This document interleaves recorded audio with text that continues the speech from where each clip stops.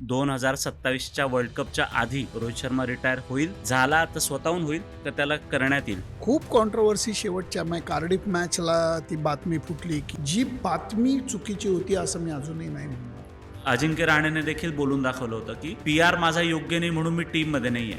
तुम्हाला असं वाटतं का की पूर्वीच्या काळापेक्षा त्या प्लेयर्सपेक्षा आताच्या प्लेयर्सला खूप दुखापत होते? ऑनेस्टली सांगायचं झालं तर इंग्लंडची टीम आत्ता खूप चांगल्या कंडिशनमध्ये नाही वाटत आणि तळातले शेवटच्या 1-2 हे राहिल्या म्हणून रिचर्ड्स मारत सुटले. रिचर्ड साहेबांनी 180 धावांची खेळी केली. एकही top level footballer without injury match खेळत नाही. असतेच इंजुरी. सचिन तेंडुलकरच्या बरगडीला बॉल लागून बरगडी फ्रॅक्चर झालेल्या अवस्थेमध्ये तो 8 महिने क्रिकेट खेळत होता, त्याला माहितीच नव्हतं. असं म्हणून प्रेस कॉन्फरन्स संपली, आम्ही खाली उतरत होतो पायऱ्यांनी असं, आणि सचिनला जाताना म्हणलं की अरे हे काय रे.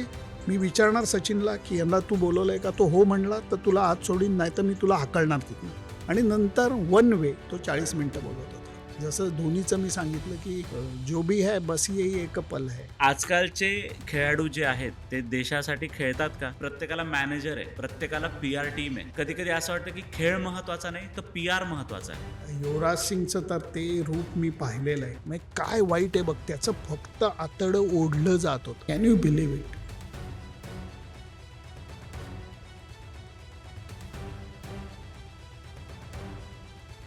नमस्कार मंडळी, स्वागत आहे तुमचं सगळ्यांचं आपल्या YouTube चॅनलमध्ये ज्याचं नाव आहे मराठी माणूस इन UK, आणि आपल्या हक्काच्या मराठी पॉडकास्ट शोमध्ये ज्याचं नाव आहे तुमच्या आमच्या मनातलं, जिथे आम्ही सांगतो 7 समुद्रापार असलेल्या आपल्या माणसांच्या गोष्टी. मंडळी, असं इमॅजिन करा की भारताची क्रिकेट मॅच संपलेली आहे. दोन्ही कॅप्टन्स ICC आणि BCCIने अरेंज केलेल्या प्रेस कॉन्फरन्समध्ये चाललेत. दोन्ही कॅप्टन्सला भरपूर प्रश्न विचारले जात आहेत. रोहित शर्मा समोर बसलाय आणि अचानक एक प्रश्न मराठीत विचारला जातो रोहित शर्माला, आणि त्या प्रश्नाचं उत्तर देखील मराठीतनं रोहित शर्मा देतो. पण नक्की प्रश्न विचारणार कोण, ती व्यक्ती कोण, हा प्रश्न मलाही पडलेला. आज तीच व्यक्ती आपल्यासोबत आपल्या पॉडकास्टमध्ये. आज आपल्यासोबत आहेत ज्येष्ठ पत्रकार, ज्येष्ठ क्रीडा समीक्षक श्रीयुत सुनंदन लेले सर. मी त्यांना काका म्हणतो, त्यामुळे आज सुनंदन काका आपल्यासोबत आहेत. आज आपण त्यांचा प्रवास जाणून घेणार आहोत. भरपूर प्रश्न त्यांना क्रिकेट व्यतिरिक्त देखील विचारणार आहोत. या पॉडकास्टमध्ये त्यांचा प्रवास जाणून घेण्याचा आपण प्रयत्न करूया. मंडळी, क्रिकेट मॅच संपली तरी चर्चा कायम सुरू असते. चर्चा कधीच थांबत नाही. पण सुनंदन काकांचं हेच एक वैशिष्ट्य आहे की ती सगळी चर्चा त्यांच्या अनुभवातनं, अचूक विश्लेषणातनं आणि लाघवी विश्लेषणातनं ते आपल्याला सगळ्यांना समजावून सांगत असतात. तर मग मंडळी, सुरू करूया आपण आजचा पॉडकास्ट. आणि खूप लोक आपलं चॅनल बघतायत, त्यांना सगळ्यांना विनंती आहे की चॅनलला देखील सबस्क्राईब करा. तुमचं प्रेम असंच राहू द्या. चला तर मग सुरू करूया आजचा पॉडकास्ट.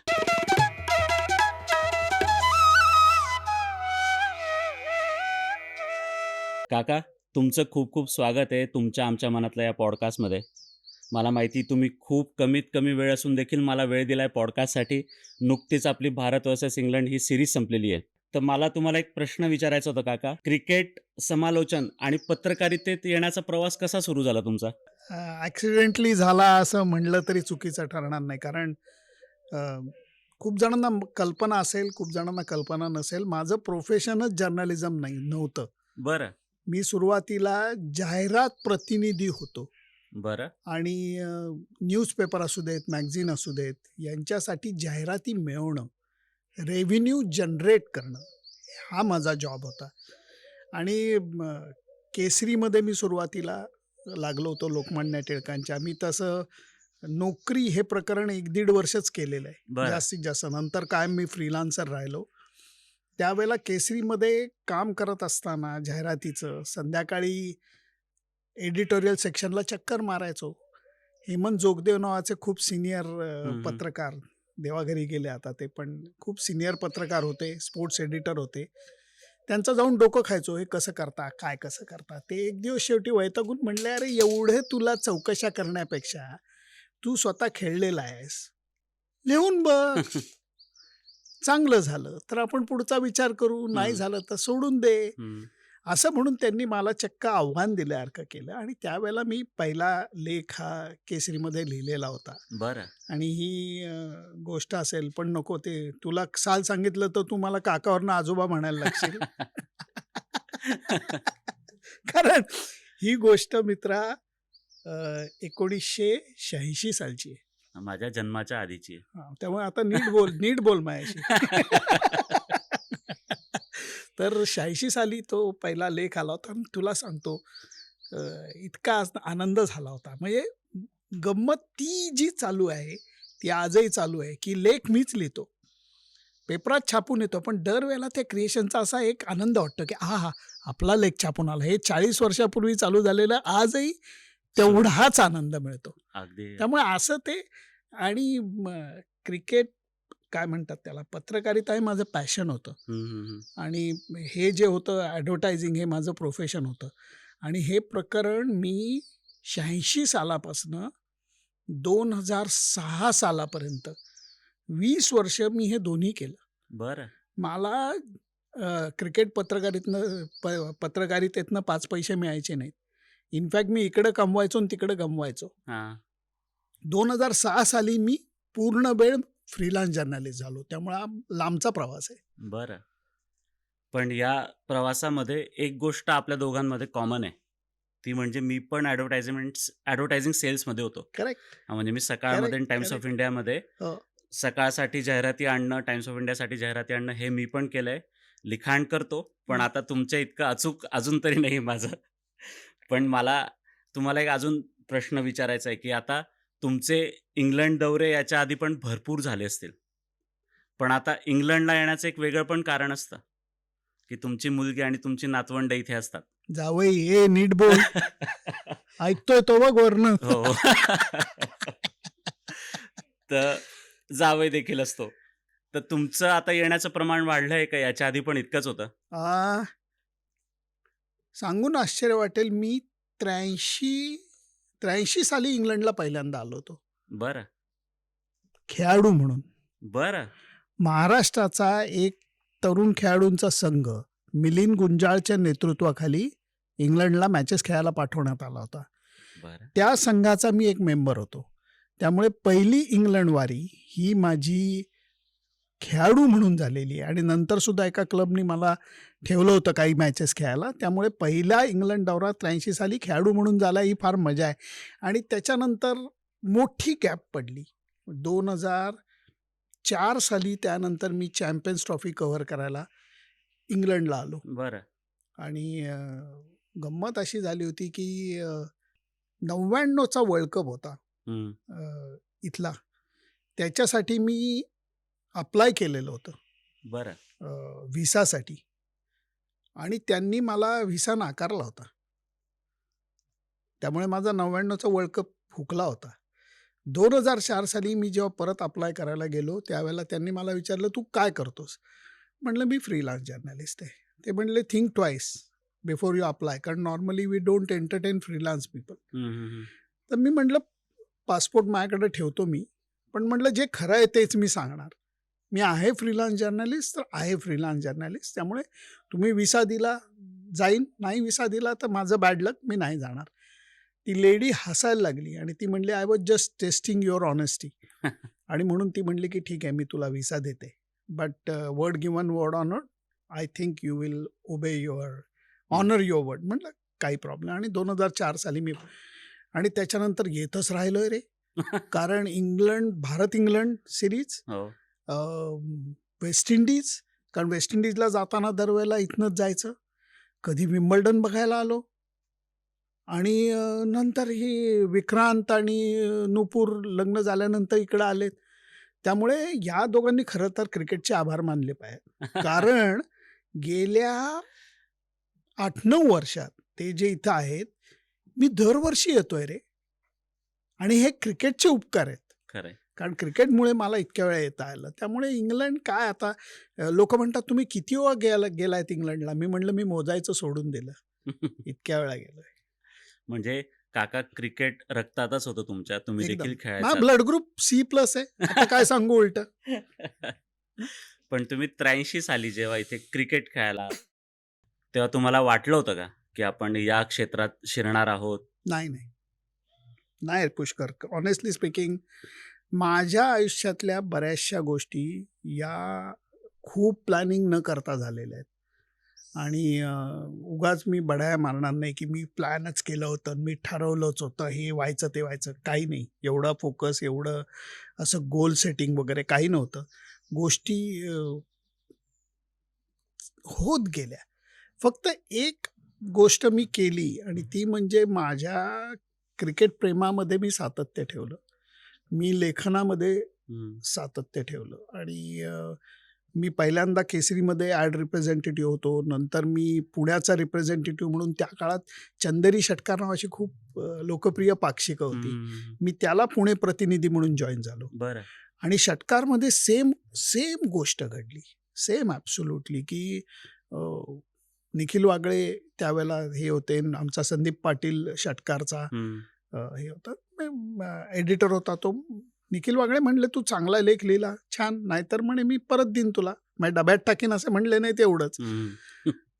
षटकारमध्ये पुष्कर लेख छापून येणं, हे इतकी अभिमानाची गोष्ट वाटायची. कारण षटकार फार लोकप्रिय मासिक. हं, हं. संदीप पाटील एडिटर आणि द्वारकानाथ संसगिरी, मकरंद वांगणकर, संजय कराडे, दादा लोकं लिहायची आमच्याकडे. उमेश आठलेकर, खूप छान लोकं लिहायची आणि त्यांच्यामध्ये आपला लेख छापून यायचा. दिलीप प्रभावळकर लिहायचे, हं, हं, हं. गुगली नावानी. त्यामुळे त्याच्यात आपला लेख छापून आला तर असं वाटायचं की आकाशाला हात टेकले. त्यामुळे सगळ्या गोष्टी आपोआप घडत घडत गेल्या. म्हणजे एक काळ गमतीदार असा होता की मी षटकारला ॲड रिप्रेझेंटेटिव्ह म्हणून चालू झालो. मी त्यांचा ॲड मॅनेजर झालो बरं. आणि ज्यावेळेला मी ॲड मॅनेजर होतो, त्यावेळेला मी षटकारचा एडिटरसुद्धा होतो. अरे वाह! हा मोठा प्रवास आहे, पण खूप वर्षांचा प्रवास आहे. पण हे दोन्ही गोष्टी होत्या. त्यामुळे अचानक गोष्टी घडत गेल्या. फक्त मी एवढंच, मी क्रिकेटवरती सातत्याने प्रेम करत राहिलो. त्यामुळे cricketing god has been kind to me. अरे वाह! हं. ते अगदीच, अगदीच काका. तर काका 83 साली तुम्ही इथे क्रिकेट खेळायला आला होतात. तुमचा ब्लड ग्रुप पण C+ आहे.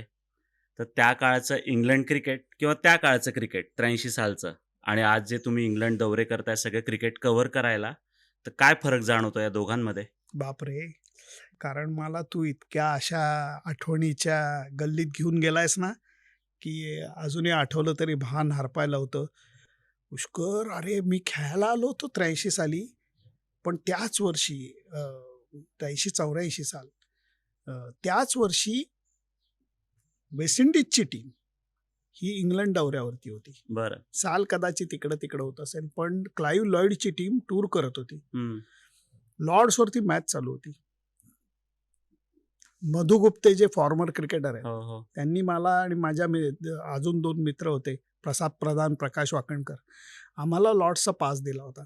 बरं. तिकीट दिली होती आणि मॅच बघायला गेलेलो असताना मला आठवतंय 4था दिवस होता आणि इंग्लंडनी जवळजवळ 365-370 रनचं लीड घेतलं होतं आणि डे एंडला एक 7-8 ओव्हर असताना लॉर्ड्सच्या बाल्कनीमध्ये डेव्हिड गावर आला आणि तो लेफ्ट हँडर स्टायलिश, त्यांनी असं डिक्लेरेशन केलेलं मला आठवतंय. असं डिक्लेअर झाली मी आणि त्या दिवशी खेळ संपत असताना ग्रीनिश हेन्स नॉट आउट होते. 10-12, 15-20 स्कोर असेल काहीतरी. दुसऱ्या दिवशीच्या पेपरमध्ये मला अजून आठवतंय, जबरदस्त टीका ही इंग्लिश पत्रकारांनी गावरवरती केली होती की हे घाबरट डिक्लेरेशन आहे. लॉर्ड्सला 4थ्या इनिंगमध्ये एवढा स्कोर होत नाही, तू एवढं डिक्लेअर करायला वेळ का लावला? समजा जर 5व्या दिवशी वेस्ट इंडिजचे 8-9 आऊट झाले आणि एवढी महत्त्वाची कसोटी सामना जिंकण्याची संधी गेली, तर त्याला जबाबदार कोण? गावर. असं सगळं त्यांनी दिलेलं होतं. हं. 5व्या दिवशी आम्ही तिघंजणं मॅच बघायला गेलो आणि ग्रीनिज आणि हेन्स यांनी जी बॅटिंग चालू केली आणि त्यावेळेला लॉर्ड्स वेगळं होतं. ग्रास तिकीटसुद्धा होती. बरं. लोकं ग्रासवरती सुद्धा बाउंड्री लाईनच्या बाहेर बसायची. वेस्ट इंडिजचे प्रेक्षक एवढी शाळेची घंटा घेऊन यायचे. बरं. बाउंड्री मारली की अशी शाळेची घंटा वाजवायची. ठणाणाणाणाणाणा. वेडं वातावरण होतं. मला आठवतंय हेन्स पाय घसरून रनआउट झाला. अर्धशतकाच्या तोंडावरती. ग्रीनिजनी फोडून काढलं. वेस्ट इंडिज इंग्लंडच्या बॉलर्सना लॅरी गोम्स आणि ग्रीनिचची मोठी पार्टनरशिप झाली. लॅरी गोम्स ज्या वेळेला 85 वरती होता त्यावेळेला ग्रीनिच 170 वरती होता. जिंकायला 60 रन्स पाहिजे होत्या आणि ग्रीनिच 170-80 वरनं 225 वरती गेला. लॅरी गोम्स 85 वरनं 92-94 नॉट आऊट. वेस्ट इंडिजनी 1 आऊट ती मॅच मारली होती. अरे वा. 1 आऊट. आणि वेस्ट इंडिजच्या लोकांनी म्हणजे प्रेक्षकांनी धिंगाणा घातला होता. म्हणजे काय मॅच आणि काय ग्रीनिचची बॅटिंग. रिचर्ड्स वगैरेपर्यंत बॅटिंगच गेली नाही. अजून एक मॅच आम्ही पाहिलेली आठवते. मग काय देवाची एक उपाय सांगतो तुला की इंग्लंडच्या टीमनी वन डे मॅचमध्ये वेस्ट इंडिजच्या टॉप बॅटिंग ऑर्डरला आऊट काढलं होतं आणि 7-8 आऊट झालेले असताना एल्डिन बॅप्टिस्ट होता मला वाटतं समोर आणि त्यांच्या समोर एक बॅट्समन बॅटिंग करत होता ज्याचं नाव होतं सर विवियन रिचर्ड्स. बरं. आणि तळातले शेवटच्या 1-2 हे राहिल्या म्हणून रिचर्ड्स मारत सुटले. रिचर्ड्स साहेबांनी 180 धावांची खेळी केली आणि एल्डिन बॅप्टिस्ट समोर काहीतरी 20-22 धावांवरती नाबाद राहिला. असे आक्रमक फटकेबाजी मी वन डेमध्ये म्हणजे रिचर्ड्स साहेबांची. त्यामुळे एक लॉर्ड्सची मॅच, एक सर रिचर्ड्सची साहेबांची मॅच, त्या म्हणजे संपूर्ण आमच्या त्या दौऱ्याचं क्रिकेट खेळण्याचा आनंद, इंग्लंडला पहिल्यांदा येण्याचा आनंद आणि त्याच्यानंतर हे 2 मॅचेस पाहण्याचा आनंद, अरे म्हणजे मला अजून त्याची नशा जाणवते. अरे वा. 83 साली तुम्ही त्या काळात लॉर्ड्सवर आलेलात. लॉर्ड्स म्हणजे तर पंढरी म्हणतात क्रिकेटची. तर तुमच्यासाठी तो अनुभव फारच वेगळा असेल. ते परवाची मॅच अगदी हो आपली हो. जी आणि झालेली तू ती. जो प्रश्न विचारला की आता बदललंय, खूप बदललंय. ऑनेस्टली सांगायचं झालं तर इंग्लंडची टीम आत्ता खूप चांगल्या कंडिशनमध्ये नाही वाटत मला. बरं. कारण सांगतो मी तुला.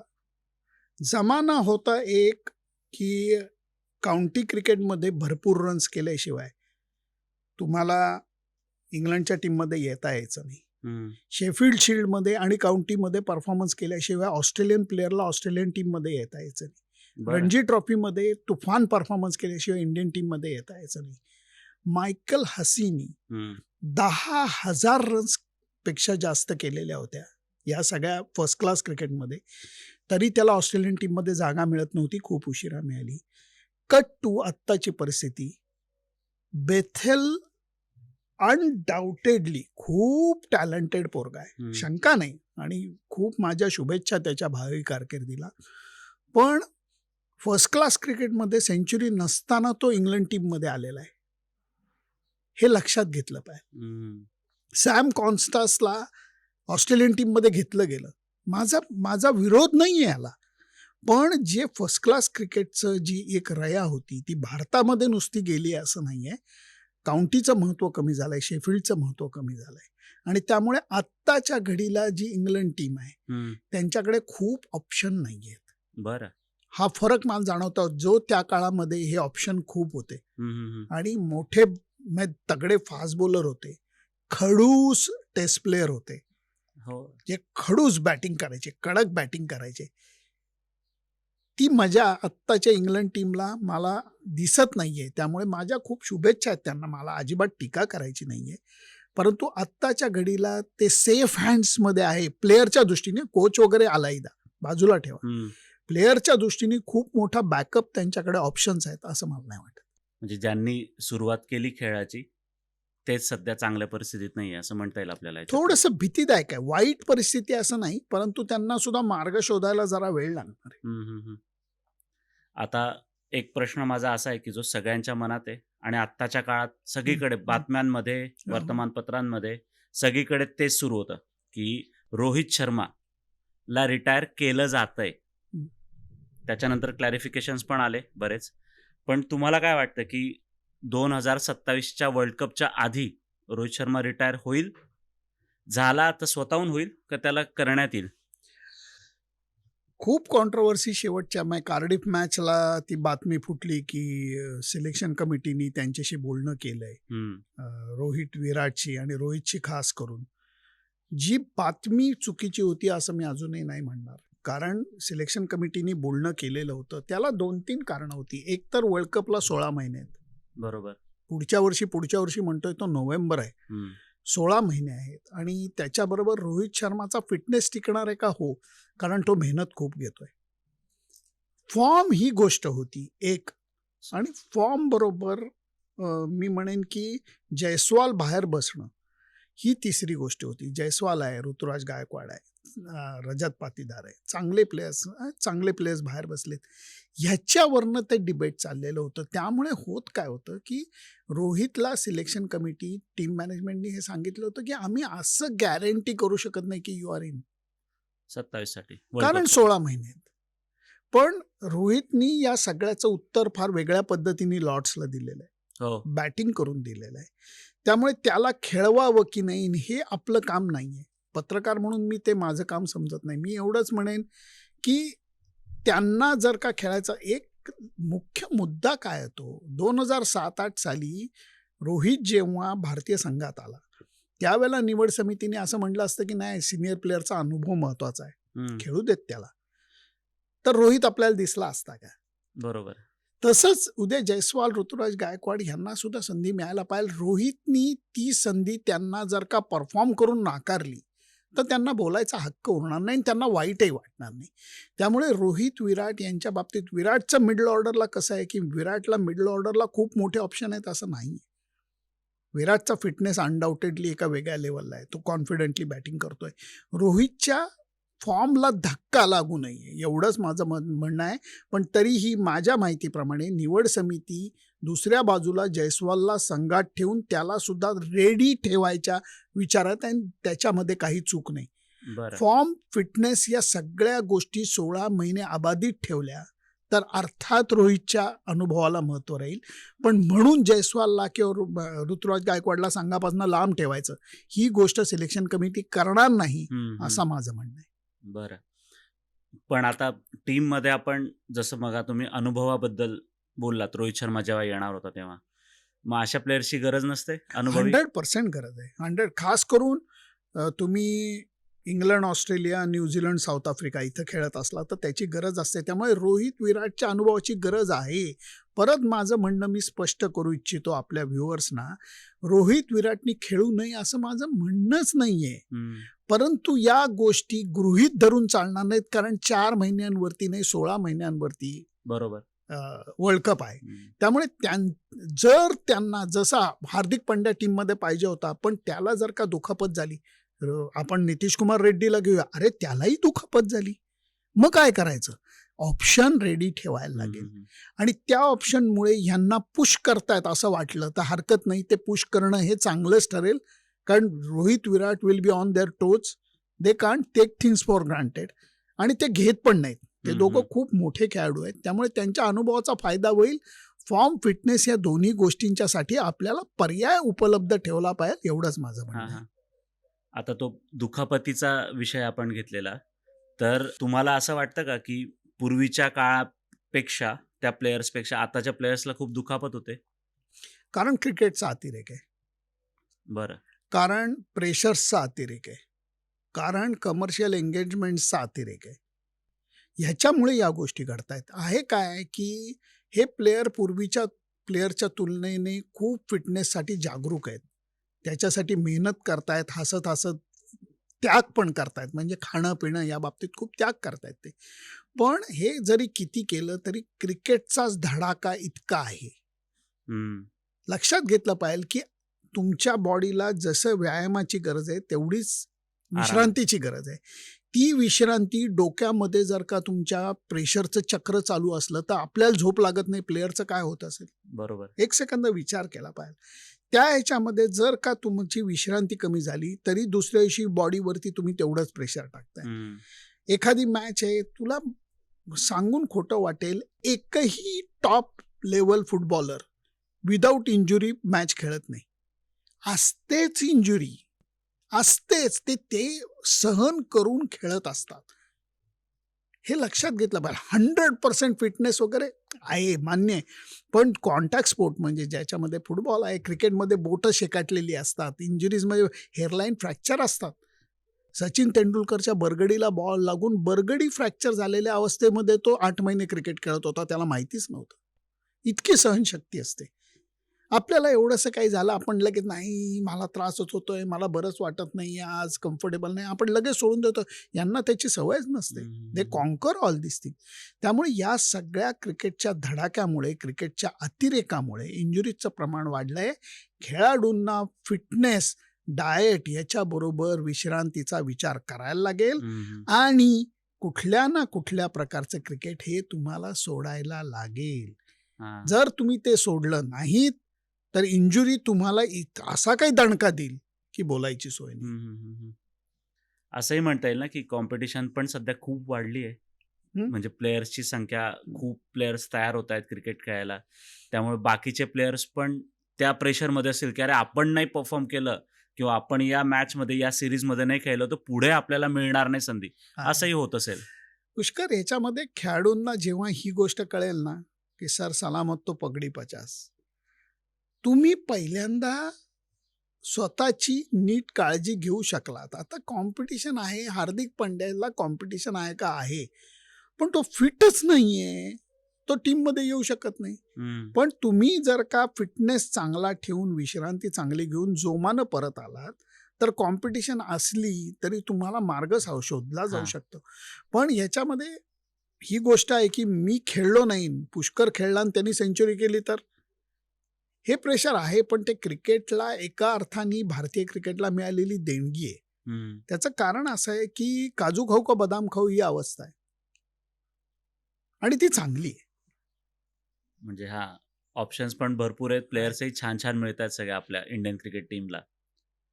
तर काका, एक वेगळा प्रश्न की तुम्ही आत्तापर्यंत भरपूर क्रिकेटर्सच्या मुलाखती घेतल्या असतील, तर अशी कुठली मुलाखत आहे का एखाद्या क्रिकेटरची की जी तुमच्या कायम लक्षात राहील? विचित्र मुलाखत किंवा गंमतशीर मुलाखतीचा तुला किस्सा सांगतो. 2004 साली 4 साली भारतीय संघ बांगलादेशच्या दौऱ्यावरती गेला होता.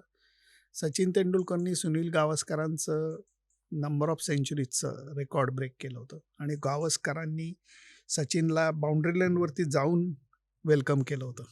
डोळ्यासमोर माया ते मलाही आठवतंय. दृश्य आहे. सचिननी त्यानंतर प्रेस कॉन्फरन्स केली आणि चांगली 25-30 मिनिटाची प्रेस कॉन्फरन्स झाली. सगळ्यांनी सगळे प्रश्न विचारले आणि सचिननी नंतर जाताना सांगितलं की आता अजूनही सिरीज चालू आहे, मला प्लीज कोणी आता 1-on-1 ह्याच्यासाठी रिक्वेस्ट करू नका, कारण मी सगळ्यांना भरपूर वेळ दिला आहे आत्ता प्रेस कॉन्फरन्सला. असं म्हणून प्रेस कॉन्फरन्स संपली. आम्ही खाली उतरत होतो पायऱ्यांनी असं, आणि सचिनला जाताना म्हटलं की अरे हे काय रे, म्हटलं जायला हे गुगली पडला मला. का रे काय झालं? म्हटलं अरे मला तर प्रश्न विचारायचा होता तुला. का नाही विचारला? मग म्हटलं अरे नाही, जरा वेगळं होतं. तर तो म्हटला ठीक आहे, चितगावला तू भेट, मग पुढचं पुढे बघू. चितगावला गेलो मी आणि खाली टीम हॉटेलमध्ये गेलो. प्रचंड सिक्युरिटी. आज जायचं आहे, अजिबात सोडणार नाही म्हणले. तर सिक्युरिटी इन्चार्जला म्हटलं बाबा रे, माझी 7 वाजताची वेळ आहे, कम वॉट मे, मला आज जायचं आहे, मी ऑफिशियल पत्रकार. कोणाला भेटायचं? सचिन. आहे काय? म्हणतं काय थापा मारतो म्हणे, सचिन तेंडुलकर तुला कशाला? म्हटलं अहो वेळ दिली आहे मला 7ची. म्हणलं एक काम करणार, मी तुझ्याबरोबर येणार, मी नॉक करणार, मी विचारणार सचिनला की यांना तू बोलवलंय का? तो हो म्हणला तर तुला आज सोडीन, नाही तर मी तुला हाकलणार तिथनं. ठीक आहे म्हटलं. तर टॉप सिक्युरिटी ऑफिसर माझ्या बरोबर आला. वरती गेलो आम्ही. सचिनच्या दरवाज्यावर त्यांनी नॉक केलं. दरवाज्यावर नॉक केल्यावर दरवाजा सचिननी उघडल्यानंतर माझ्याकडे बघून अरे आलास का म्हणला, आणि त्या सिक्युरिटी ऑफिसरनी तू याला ओळखतो का विचारलं नाही. माझ्या हातात कॅमेरा दिला आणि म्हणला फोटो काढ, मला त्यासाठी इथे यायचं होतं. वेगळाच किस्सा. मी फोटो काढला आणि आत गेलो. सचिन म्हणला बस, कसली मुलाखत म्हटला. म्हणलं एक आपण गंमतदार नियम करूया. काय? सचिन म्हणला परवाच्या प्रेस कॉन्फरन्समधला एक जरी प्रश्न तू रिपीट केलास तरी मुलाखत तिथंच संपायची आणि आपण जेवायला जायचंय. म्हणलं काही प्रॉब्लेम नाही. हां बोल, काय आहेत तुझे प्रश्न? म्हणलं अरे प्रश्न असेच नाही आहे, म्हटलं मला तुला असं विचारायचं होतं की एखादं गाणं गाजतं, लता दीदींचं एखादं गाणं गाजतं आणि तुफान लोकप्रियता त्याला मिळते, तर त्या गाण्याचं श्रेय हे एकट्या लता दिदींचं आहे का? म्हणलं आहे काय एकट्यांचं कसं असेल? म्हणे कुणीतरी साहिर लुधियानवी लिहित असतो, कुणीतरी मदन मोहन संगीतकार असतो, कुठेतरी म्हणे 10 व्हायोलिन वाजत असतात, 4 तबला वाजत असतात, सतार वाजत असते आणि या सगळ्यांचं मिळून ते श्रेय आहे म्हणला. म्हणलं करेक्ट. म्हणलं आता तुझ्या ऑर्केस्ट्राबद्दल बोल. म्हणजे? म्हणलं अरे तुझ्या एकट्याचं श्रेय नाहीये ना हे. हे जे रेकॉर्ड मोडलंयस हे तुझ्या एकट्याचं श्रेय नाहीये. तर तुझे साहिर लुधियानी कोण होते? तुझे मदन मोहन कोण होते? तुझे गायक वादक कोण होते? त्यांच्याबद्दल बोल. ह्याला म्हणलं काय रे तू गुगली टाकलास? थांब आता म्हणलं. गेला बाहेर, पाण्याची बाटली आणली आणि नंतर वन वे तो 40 मिनिटं बोलत होता. मी एकही मध्ये प्रश्न नाही विचारला. आई वडिलांबद्दल बोलला, बहीण भावांबद्दल बोलला, आचरेकर सरांबद्दल बोलला, त्याच्या कलिग्सबद्दल बोलला, सगळ्यांबद्दल भरभरून बोलला आणि त्यानंतर मग आम्ही जेवण केलं. म्हणायला गेलं तर मुलाखतीत मी प्रश्न विचारला का? एक. त्यांनी उत्तर किती दिलं? 40 मिनिटं. माझ्या मते तो अनुभव फार वेगळा होता. सचिन तेंडुलकर आमच्या सगळ्यांसाठी देव आहे. म्हणजे मी तुमचं जेव्हा व्हॉट्सअप प्रोफाईल पिक्चर बघितला ज्याच्यात तुम्ही तेंडुलकर सोबत असे आहात, तर एक क्षण असं वाटलं की तुम्हाला विनंती करावी की 10 फूट लांबून त्याला बघू द्या मला. फक्त 10 फूट. मी मध्ये मध्ये पण नाही करणार, पण त्याला खरं बघायचं एकदा मला. खरंच म्हणजे आणि माणूस पण मी थोडंसं करेक्शन करेन. तो देव नाहीये, तो देव माणूस आहे. तो स्वतः काय म्हणतात त्याला देवाला मानणार आहे आणि तो क्रिकेटिंग एंजल आहे असं मी म्हणेन. देव माणूस आहे तो. अगदी म्हणजे त्यांच्या वागण्यातनं पण लक्षात येतं की किती डाऊन टू अर्थ माणूस आहे, सगळ्यांचा विचार करणारा माणूस आहे. आणि अशा व्यक्तीची मुलाखत ही तुमच्या कायम लक्षात राहते. हे पण एक मोठं श्रेय आहे त्याचं पण तुमचं पण, की फार छान. अजून एक पुढचा प्रश्न अशाच विषयावर आहे की असा एखादा खेळाडू आहे का की ज्याला तुम्ही जवळून पाहिलं, भेटलात, बोललात आणि मग मत बदललं? नाही, असं खूप जणांच्या बाबतीत घडतं. युवराज सिंगचं जर का म्हणायचं झालं तर खूप असा सुरुवातीला पंजाबी ॲरोगंट वगैरे वाटतो, परंतु खूप नरमदिल माणूस आहे. सर्वात वेगळा माणूस भेटल्यानंतर कळतं ते म्हणजे महेंद्रसिंग धोनी. सुरुवातीला वाटतं की हा जास्त बोलत नाही हे नाही, पण त्याला क्रिकेटवरती जास्त बोलायला नाही आवडत. बरं. तो क्रिकेट ग्राउंडवरती येतो, क्रिकेट खेळतो, क्रिकेट आणि त्याचे विचार ग्राउंडवरती सोडतो आणि परत जातो. हे त्याचं बरोबर गप्पा मारल्यानंतर मग तो सिनेमाबद्दल गप्पा मारेल, तो आर्मीबद्दल गप्पा मारेल, तो पॉलिटिक्सबद्दल गप्पा मारेल. त्यामुळे गेल्यानंतर मत बदललं असं हे 2 खेळाडू पटकन उदाहरण द्यायचं झालं तर हे नक्कीच आहेत. कारण अंतरंगात गेल्यानंतर कळतं की ही माणसं किती वेगळी आहेत. किती छान विचार ते मांडतात आणि एक विचार आपण एवढाच करतो की हा खेळाडू आहे. बरोबर. क्रिकेट आणि क्रिकेट तसं नसतं रे. माणसं म्हणून खूप वेगळी आहेत. त्यांचे विचार आपल्याला जीवनाविषयी बरंच काही सांगून जातात. जसं धोनीचं मी सांगितलं की जो भी है बस यही एक पल है. तो वर्तमानात जगतो. हे त्याच्याबरोबर गप्पा मारल्यानंतर कळतं. जेव्हा तो क्रिकेटचं यश अपयश तिथं सोडतो. इंग्लंडलाच आपण परवा खेळत होतो. इंग्लंडलाच 2013 साली चॅम्पियन्स ट्रॉफी आम्ही जिंकलो होतो. आणि जिंकल्यानंतर पत्रकार परिषदेत मला नंतर त्यांनी असं बोलून फक्त सांगितलं की असं आजा रूम पे. तर मी पटकन रिपोर्ट संपून रूमवरती गेलो. Believe me Pushkar, I have to pinch myself की अरे ह्यांनी अर्ध्या पाऊण तासापूर्वी यांनी चॅम्पियन्स ट्रॉफीचा कप घेतला, स्वीकारला. काही नाही क्रिकेटचं, काही संबंध नाही, एक कण त्याच्याविषयी गप्पा नाही, बॉस्टिंग आहे मी काय जिंकलो, काहीच नाही. हे बघितल्यानंतर कळतं की काय माणसं आहेत. आपण सुख आणि दुःख फार पकडून ठेवतो, फार अडकतो आपण त्याच्यात. दोन्ही गोष्टी खूप उगाळत बसतो. जर ह्यांच्याकडनं मी काय शिकलो असेल ना, तर वर्तमानात जगायचा निदान मी प्रयत्न करायला शिकलोय. नक्कीच. खरंच भरपूर शिकण्यासारखं असेल या सगळ्यांकडनं. आता युवराज सिंगचा विषय निघाला होता, तर युवराज सिंग संदर्भात एक प्रश्न की 11चा वर्ल्ड कप आपण जिंकलो, तेव्हा आपल्याला सगळ्यांना माहीत पण नव्हतं की युवराज सिंग कॅन्सरशी लढतोय. तो ऑस्ट्रेलियाची मॅच असू द्या किंवा अजून कुठली मॅच असू, तो ग्राउंडवर ओकत होता. म्हणजे त्याला पण तो जिंकवून देत होता भारताला. पण तो जेव्हा रिटायर झाला, तर तो योग्यरित्या रिटायर झाला का? त्याला तसा मान मिळाला? खूप जणांना मिळालेला नाहीये असं मी म्हणेल आणि युवराज सिंगचं तर ते रूप मी पाहिलेलं आहे. कारण मला पुसटशी मी अगदी सगळ्या गोष्टी डिटेलमध्ये सांगणार नाही, पण मला पुसटशी कल्पना होती त्याला बरं नाहीये. वर्ल्ड कप चालू असतानाच बरं. मला पुसटशी कल्पना आली होती या ना त्या सोर्समधनं आणि त्याला उलट्या होत नव्हत्या. त्याला कोरड्या उलट्या होत होत्या. बरं. ही वॉजंट थ्रोइंग आउट. म्हणजे काय वाईट आहे बघ, त्याचं फक्त आतडं ओढलं जात होतं. Can you believe it? इतका त्रास त्याला होत होता आणि त्या ह्याच्यामध्ये त्यांनी नुसता वर्ल्ड कप खेळला नाही, तर जिंकून देण्यासाठी अष्टपैलू कामगिरी केली. ही कठीण आहे. कारण काय परत मी म्हणेन क्रिकेट देवाची कृपा आहे. त्याच्या 6 सिक्सर सुद्धा त्याच्या आईबरोबर पाहिल्यात रे मी, डर्बनला. प्रेस बॉक्सच्या पुढंच त्या बसल्या होत्या. मी त्यांच्याबरोबर पाहिलेले आहेत. 6 सिक्सर. आणि हे सगळं रूप त्याचं म्हणजे काय काहीच्या काही. पण रिटायरमेंटचा मान हा सगळ्यांना तसा मिळालेला आहे असं नाही. कारण प्लेयरची एक गोष्ट लक्षात घेतली पाहिजे. प्लेयरला ज्याच्यासाठी एवढा जीव लावला, आकाश पाताळ एक केलं, रक्त आणि घाम जाळला, ती गोष्ट सोडताना त्रास होतो. अगदी. त्यामुळे ते सगळ्यांनाच सुखासुखी सोडणं हे नाही शक्य होत. त्यामुळे मग दरवेळेला ते सोडणं आणि त्याचं छान एक सोहळा होणं या गोष्टी होतातच असं नाही. हं. कारण मला पण असं त्या काळात असं वाईट वाटायचं, की तो जेव्हा कॅन्सरवर मात करून परत आला हं. क्रिकेट टीममध्ये हो, आपल्या, हो. पण त्याला संधी कमी दिली जायची आणि दिसायचा नाही तो. म्हणजे आता मी प्रेक्षक म्हणून आवडीचा खेळाडू मला सतत दिसावा हा माझा भाव असायचा. हो ना. हो. पण त्याच्या मागे काय असायचं ते आपल्याला कळत नाही. पण मला असं सारखं वाटायचं, की नाही याला मान मिळायला हो, हवा हो, होता, हो, हो, की हो. खरं आहे. इतका खेळला हा खेळाडू मोठा, मोठा भारतासाठी. प्लेयर, मोठा प्लेयर. अगदी.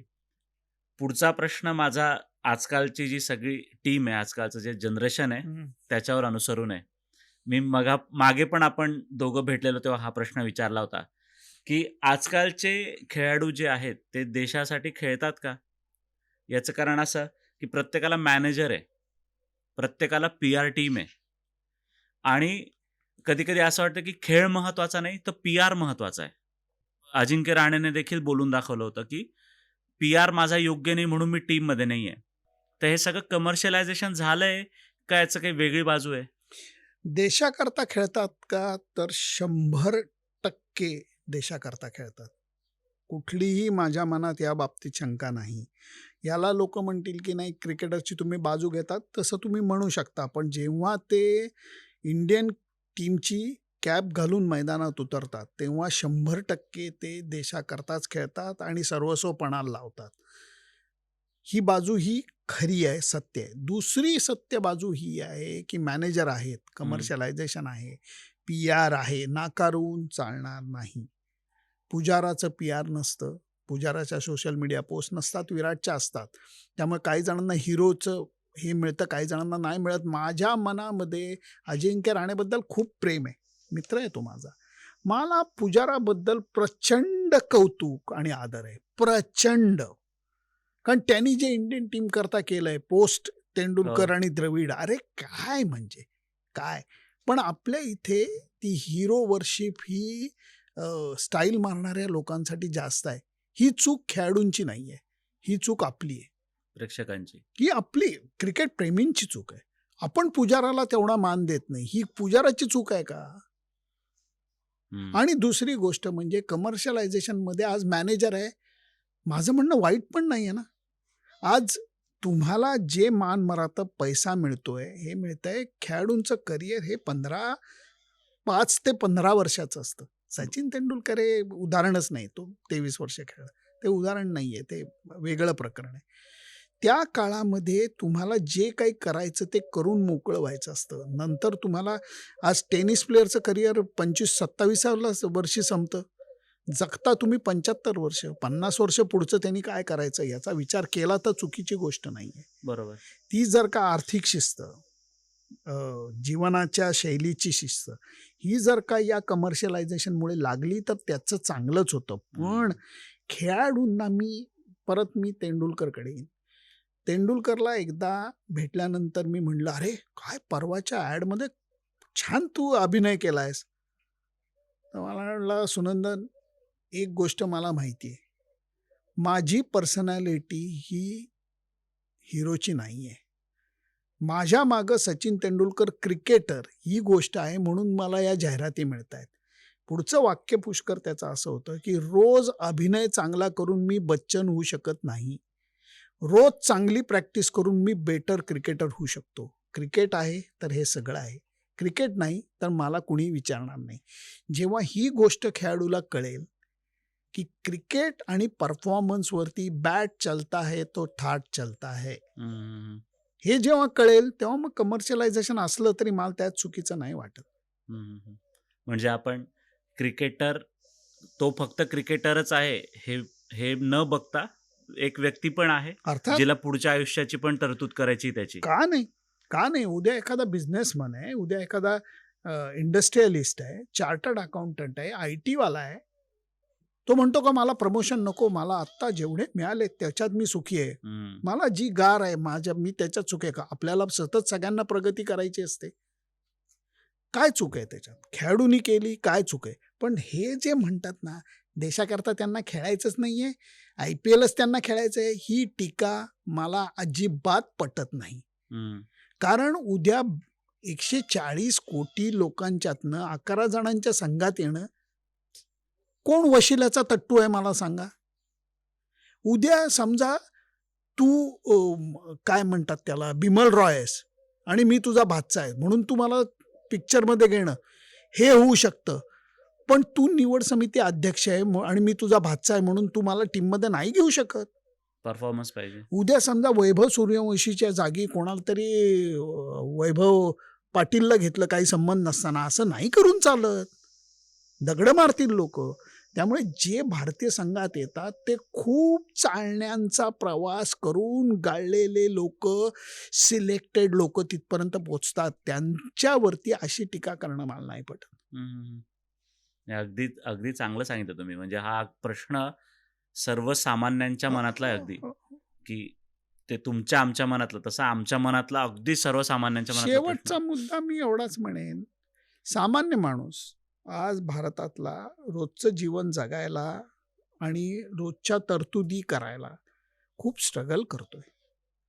आणि त्यांना जेव्हा या क्रिकेटरला मिळणारे कोट्यावधी रुपये IPLच्या रूपातनं दिसतात, तेव्हा तो जो राग आणि निराशा आहे, त्याचं प्रमाण मला ह्याच्यात जास्त वाटतं. हम्म. ती वैयक्तिक टीका नाही वाटत. हम्म. ते फ्रस्ट्रेशन आहे, तो राग आहे, हम्म. की एकीकडे मी इतका स्ट्रगल करतोय आणि एकीकडे यांना मॅच न खेळता सुद्धा 8 कोटी मिळत आहेत. बरोबर. हा, साहजिक आहे. हा राग आहे आणि तो मला चुकीचा नाही वाटत. नाही, मी पण असाच समजून घेऊ शकतो मी. अगदी मी पण असाच विचार करायचो, की जेव्हा पार्थिव पटेलला हो, 2003च्या वर्ल्ड कप साठी नेलं होतं, हो, तो एकही मॅच खेळला नव्हता. पण मग ते तरी त्यांना ते अशा अफवा आहे, असतात ना, अँबी व्हॅलीत घर मिळणार आहे, हो, हो, हो. पैसे मिळणार. मग अरे हा तर काही खेळलाच नाही, एवढा लहान होतं ना, मुलगा.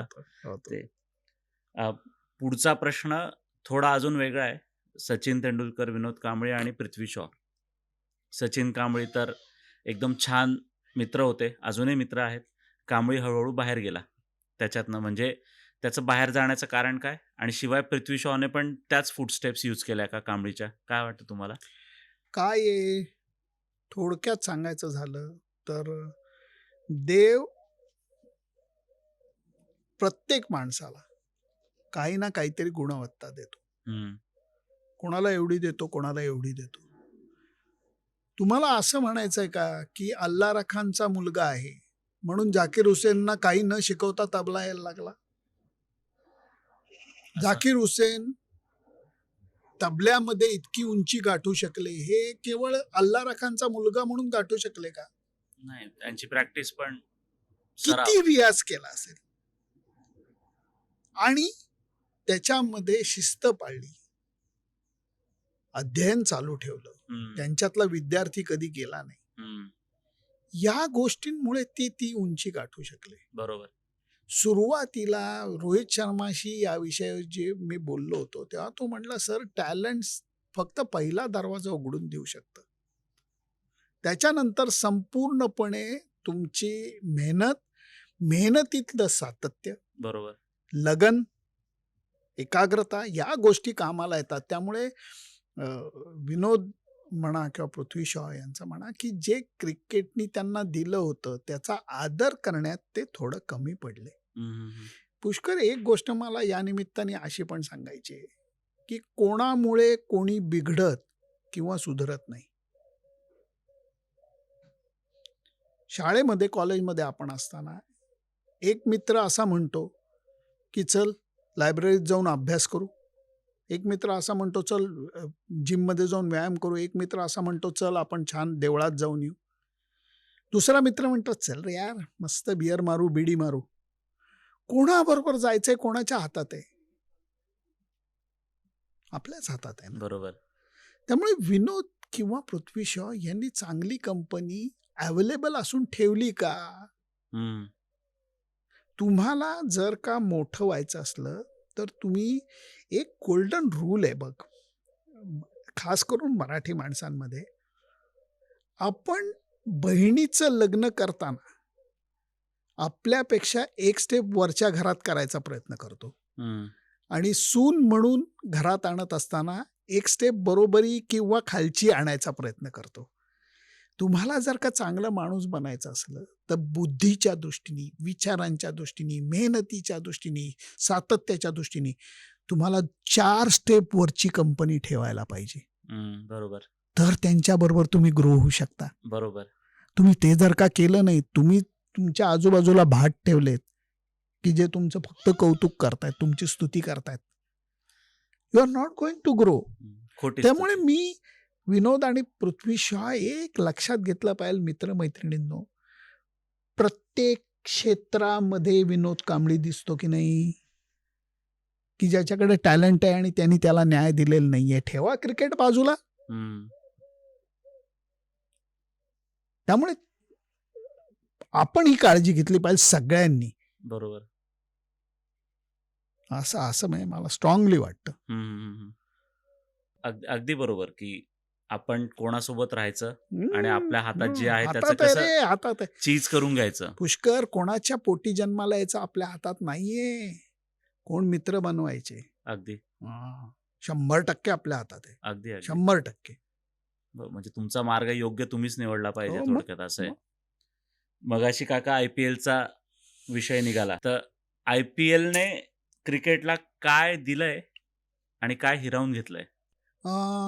काय हिरावून घेतलंयच्या पेक्षा काय दिलं, एक सेकंद आपण विचार करूया.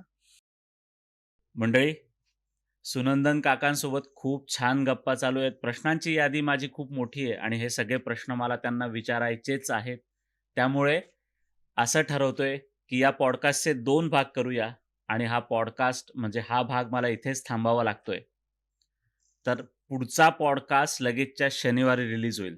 हा एक एपिसोड आणि पुढच्या शनिवारी लगेच दुसरा एपिसोड, दुसरा भाग याच पॉडकास्टचा आपला येईल. तो देखील आवर्जून बघा. लोकांपर्यंत हा व्हिडिओ जास्तीत जास्त शेअर करा. पुढच्या भागात अजून खूप छान छान किस्से आहेत क्रिकेटबद्दलचे आणि काकांच्या आयुष्यातले. तर ते देखील ऐकण्यासाठी चॅनल सबस्क्राईब करून ठेवा. परत एकदा सांगतो, व्हिडिओ कसा वाटला ते कमेंटमध्ये आम्हाला नक्की सांगा. चॅनलला सबस्क्राईब केलं नसेल तर नक्की सबस्क्राईब करा आणि व्हिडिओ जास्तीत जास्त लोकांपर्यंत शेअर करा. तर भेटूया आपण आता पुढच्या भागामध्ये. सुनंदन लेले काकांसोबतच आपण पुढच्या भागामध्ये असणार आहोत. तोपर्यंत धन्यवाद.